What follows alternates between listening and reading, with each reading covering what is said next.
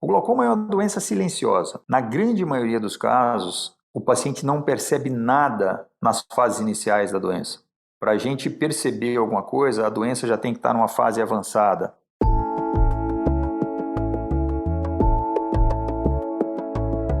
Olá, sejam bem-vindos e bem-vindas a mais um episódio do podcast Som da Saúde, um projeto de extensão realizado por alunos e professores da Universidade Federal do Maranhão, a UFMA, com o objetivo de discutir saúde de uma maneira fácil, descontraída e divertida.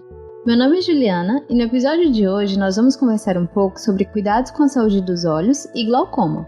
E para isso contamos com a presença de um convidado excepcional, o Dr. Cristiano Caixeta Umbelino, que é professor e chefe do Departamento de Glaucoma da Santa Casa de São Paulo, membro do Conselho Consultivo da Sociedade Brasileira de Glaucoma e vice-presidente do Conselho Brasileiro de Oftalmologia.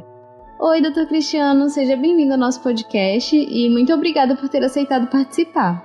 Então, para a gente começar esse nosso bate-papo, o que o senhor acha de se apresentar? Falar um pouquinho sobre o senhor, sua formação, por que escolheu sua especialidade? Bom, Juliana, em primeiro lugar, é um prazer participar de um podcast com vocês da Universidade Federal do Maranhão. É uma iniciativa fantástica e isso mostra o amadurecimento de vocês, acadêmicos de medicina, e mostram para a gente do Conselho Brasileiro de Oftalmologia que o futuro da oftalmologia está garantido. Quando a gente vê jovens trabalhando de forma tão ética e de forma tão responsável, isso mostra para a gente que nós estamos no caminho certo, que tudo vale a pena quando você lida como professor de uma universidade, sabendo que você está plantando semente como vocês.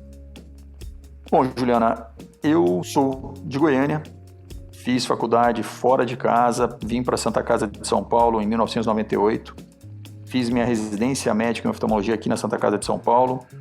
Na Santa Casa fiz minha pós-graduação, fiz toda a minha carreira de professor e continuo aqui até hoje. E é uma paixão que a gente adquire por uma universidade como essa, e assim como vocês devem ter a paixão pela Universidade Federal do Maranhão. Eu conheci minha esposa aqui, batizei meus 2 filhos na capela da Santa Casa e, se Deus quiser, vou continuar na Santa Casa fazendo meu papel de professor por uma longa data. Bom saber, professor, um pouquinho sobre a sua história. Com certeza a gente nutre um apego, né? Ao lugar que a gente se gradua. E a gente aqui do podcast também tem um carinho muito grande pela UFMA. É isso então, professor. Então vamos dar início à nossa conversa. E para começar, a gente trouxe um dado de uma pesquisa realizada pelo IBOP em 2013 para a Sociedade Brasileira de Glaucoma, que diz que a incidência de glaucoma no Brasil é de mais de 1 milhão de casos. Entretanto, 1/3 dos brasileiros com mais de 16 anos nunca foi oftalmologista. E nesse sentido, como saber que é a hora de procurar um oftalmologista? Além disso, qual é a importância do diagnóstico precoce do glaucoma e como ele é feito?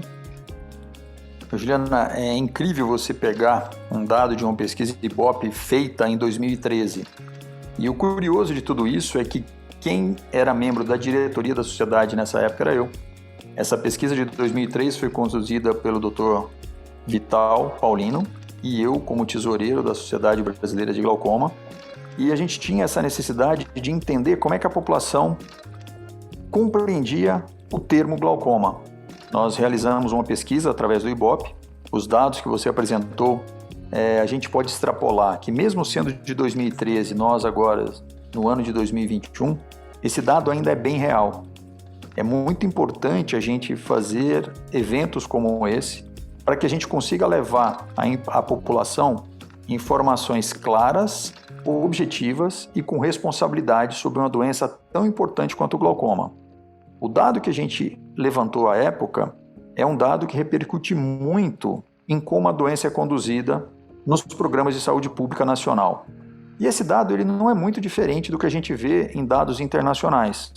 Por mais que a gente entenda que a gente está num país em desenvolvimento, os países desenvolvidos também têm uma subnotificação, um subdiagnóstico nessa questão de doenças crônicas como o glaucoma.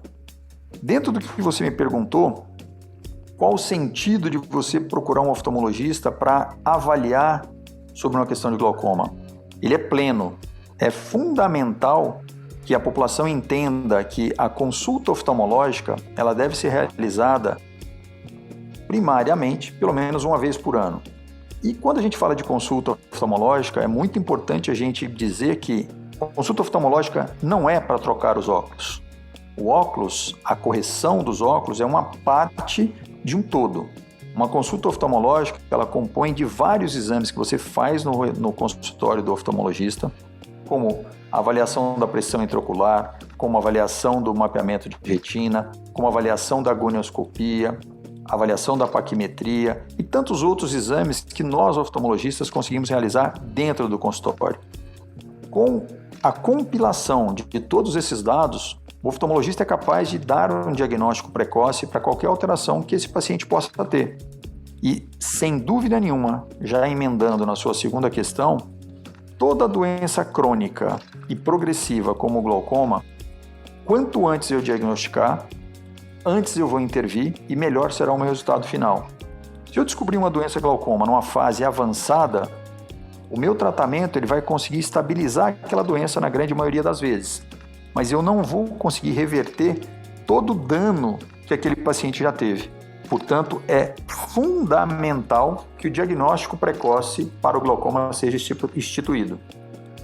Certo, professor. É realmente muito importante, porque o glaucoma é uma doença bem, como o senhor falou, como outras doenças crônicas, né? O glaucoma, especificamente, eu percebo que ele é uma doença muito negligenciada. As pessoas não percebem a seriedade e o quadro complicado que ele pode gerar. Então, acho que é realmente muito importante a gente falar sobre isso. E esse diagnóstico precoce, professor, como é que ele seria feito? Existe algum exame específico que é utilizado para detectar? Juliana, a principal maneira de um diagnóstico de uma doença oftalmológica, ela passa pela consulta com o médico oftalmologista. Então, durante a consulta, o oftalmologista vai ser capaz de identificar os sinais e os sintomas que muitas vezes passam despercebido para o paciente. O glaucoma é uma doença silenciosa. Na grande maioria dos casos, o paciente não percebe nada nas fases iniciais da doença. Para a gente perceber alguma coisa, a doença já tem que estar numa fase avançada. E é muito importante a gente dizer que o glaucoma, na maioria dos casos, não coça, não dói, não deixa o olho vermelho, não muda em nada a estética do que você está vendo. E muitas vezes, uma coisa que a população não sabe é que a doença glaucoma ela compromete a minha visão do que a gente chama de campo periférico. Campo periférico seria aquela visão que você vai perdendo, e eu vou tentar deixar mais claro, que assim, a visão lateral. Então nós temos uma visão, uma percepção de visão central, que é quando eu estou olhando em linha reta, e temos a visão lateral. Vamos brincar assim, é como se você estivesse conduzindo um carro e eu não estou olhando para o lado, eu só estou olhando para frente. Muitas vezes eu não percebo o que está do meu lado. Então, se por exemplo eu tiver uma moto ao meu lado, eu não vou ver, porque a minha visão ela é central. Aquela visão periférica lateral, ela foi tirada de mim pela doença glaucoma. Isso pode imputar em vários acidentes, em várias condições. Só que o que o paciente não percebe é que quando ele olha em linha reta, ele consegue ler tudo o que está na frente dele.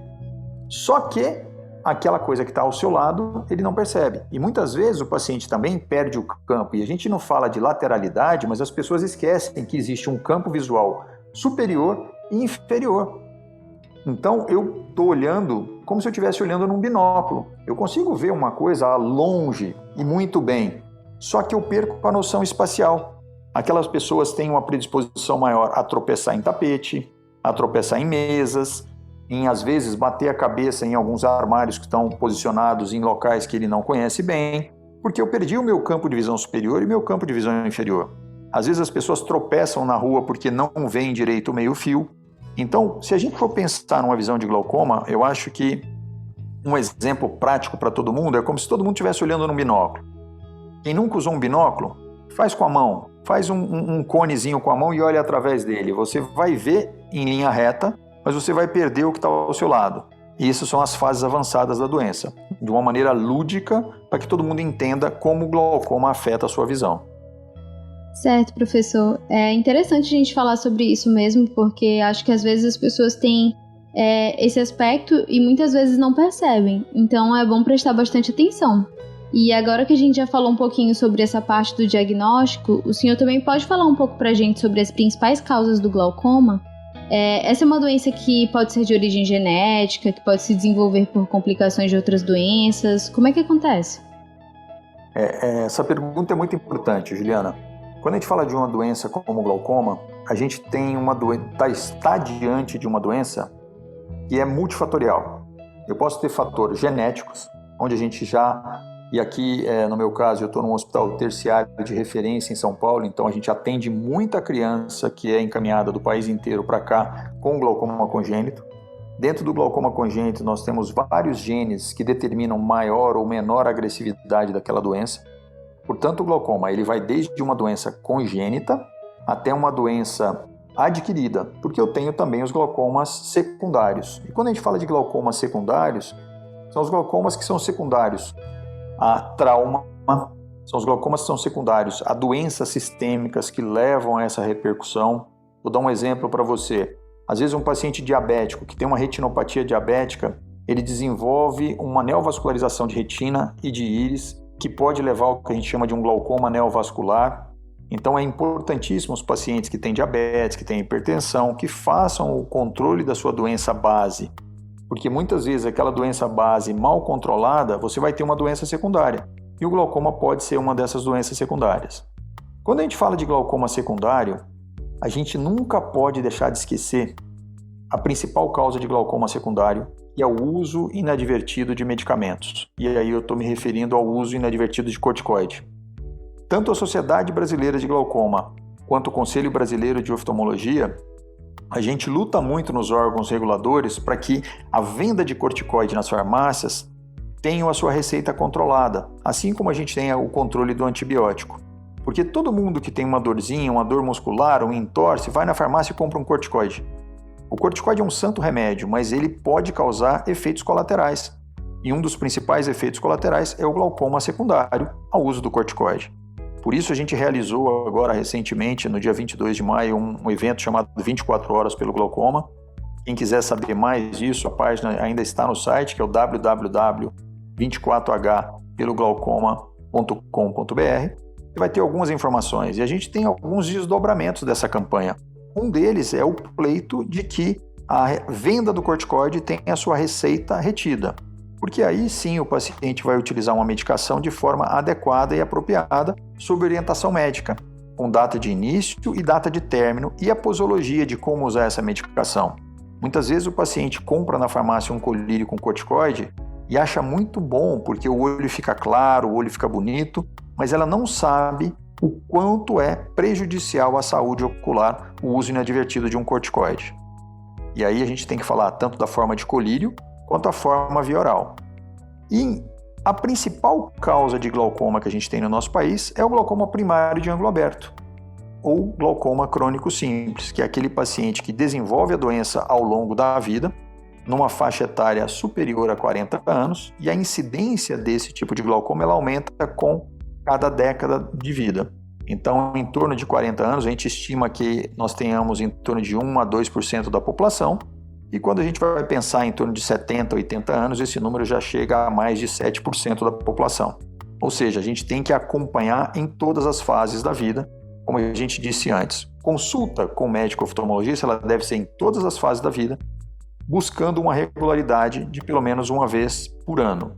A gente sabe que muitas vezes isso não é tão fácil, mas a gente tem que sempre que coordenar. E aí a gente tem que lembrar dos fatores de risco. As pessoas que têm uma predisposição ou um parente de primeiro grau com glaucoma devem fazer consultas mais próximas, não deixar que aquela consulta seja feita por muito tempo. Certo, muito importante mesmo, professor. Acho que principalmente essa parte que o senhor mencionou dos aspectos relacionados ao uso de remédios. Eu acho que muita gente faz esse uso realmente de forma extremamente indiscriminada e sem nenhum tipo de receita. Então é muito importante a gente apontar para isso. E eu particularmente não sabia dessa relação entre o uso de corticoides e o desenvolvimento de glaucoma, então muito legal falar sobre isso. E agora a gente vai falar um pouquinho também sobre algo que o senhor já mencionou, que o principal indício do glaucoma é o aumento da pressão dos olhos e, como o senhor já falou, o sintoma mais comum vai ser a perda de visão periférica, né? E desse modo, um dos exames de diagnóstico é a avaliação da pressão intraocular do paciente. Mas o que seria essa pressão intraocular? E além disso, qual é a diferença entre pressão ocular alta e glaucoma? Ótima pergunta. Quando a gente vai tentar esclarecer isso para as pessoas que não são da área médica, é importante a gente entender que todo dia nos nossos olhos é produzido um líquido chamado humor aquoso. Ele faz parte da nutrição, ele faz parte da constituição do nosso olho. Da mesma maneira que eu tenho a produção, eu preciso ter um escoamento, eu preciso que esse líquido seja retirado do olho. Porque se a gente pensar no olho como uma bola, e eu for no posto de gasolina e começar a encher de ar, e eu não tiver uma vazão no mesmo equilíbrio da quantidade do que entra e a quantidade do que sai, eu vou ter uma hipertensão, um aumento da pressão dentro daquela bola. E assim funciona o nosso olho. Quando eu tenho um desequilíbrio nessa condição de produção e drenagem, eu vou ter uma elevação da pressão ocular. O nosso olho sempre produz de forma constante. Eu não vou ter uma hiperprodução de humor aquoso, mas eu posso ter uma deficiência na drenagem do humor aquoso. E é aí que a gente tem que trabalhar. E é fundamental que a população entenda que o principal fator de risco é a pressão, mas, acima de tudo, é o único fator de risco que eu posso atuar. Eu não consigo mexer na sua genética, eu não consigo mexer na sua raça, eu não consigo intervir nas doenças sistêmicas de forma a mudar a sua característica genética. Eu consigo controlar suas doenças sistêmicas, eu consigo reduzir o uso de medicamentos, com uso de cirurgia. Então eu vou escalonar o meu tratamento de acordo com a necessidade de cada paciente. E é importante que se diga que não existe uma receita de bolo para tratar glaucoma. Cada paciente tem que ser avaliado de forma individualizada e seu tratamento instituído da melhor maneira possível para aquele indivíduo. Certo, professor. A gente ia até fazer uma pergunta com relação a esses tratamentos, mas o senhor já mencionou. Porque a gente sabe que o glaucoma não tem cura, né? Mas na maioria dos casos, então, a doença pode ser controlada com o tratamento apropriado. No caso, além desses tratamentos que o senhor falou, existe alguma indicação ou contraindicação relacionada a hábitos de vida? Os hábitos de vida, eles não influenciam com tanta importância em relação ao glaucoma. É lógico que manter hábitos de vida saudáveis é a receita de boa saúde para todo mundo. Se a gente evitar excessos, evitar grandes alterações, é muito importante. Certo, professor. Outra informação importante é que o glaucoma não tratado e de diagnóstico tardio pode acarretar perda total da visão em cerca de 80% dos casos, sendo muito perigosa essa demora no diagnóstico.